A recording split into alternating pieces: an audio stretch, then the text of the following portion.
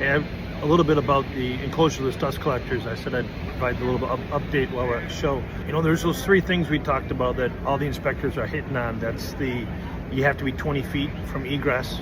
It has to be less than 5,000 CFM, and it can't be on a sander or a molder, mechanically fed machine.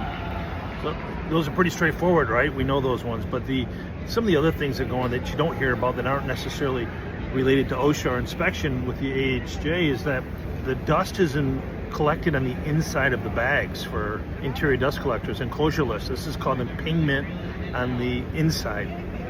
Versus when an industrial dust collector like this, the dust is collected on the outside of the bags.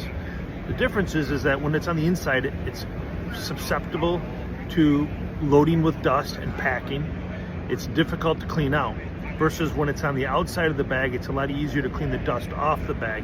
And what ends up happening is it really affects your air to cloth ratio. In general, these interior dust collectors, because of their compact size, has a fairly high air to cloth ratio.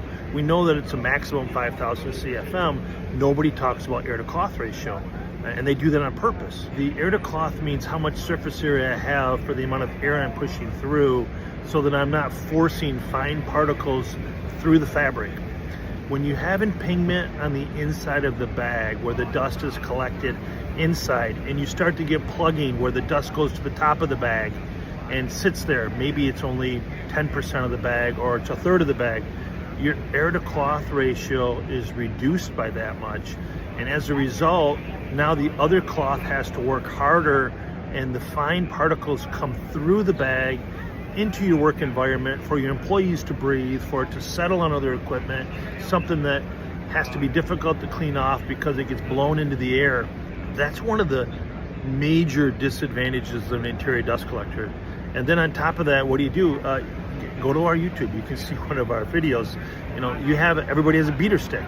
You got to beat the bags to get the dust out, or you try to do automatic cleaning with vibration, but it never cleans. If you have this dust that sits at the top of the filter bags, it's very difficult to get it out without physically beating it down. Yeah, that's the one that everybody misses, right? The air to cloth ratio and pushing that fine dust in the atmosphere for your employees to breathe all day long. When you change over from an enclosureless dust collector to an industrial one, or one that's enclosed, like those ones down there, our interior ones, they're certified to have 0.5 milligrams per cubic meter. And because that is a standard in Europe, because they know the enclosureless dust collectors are putting the dust in the air. And we all have talked about the cancer issues with dust and if it is or not, but that's always a discussion we have. It's a little update. I know it's a little long-winded, but that's a little update for you.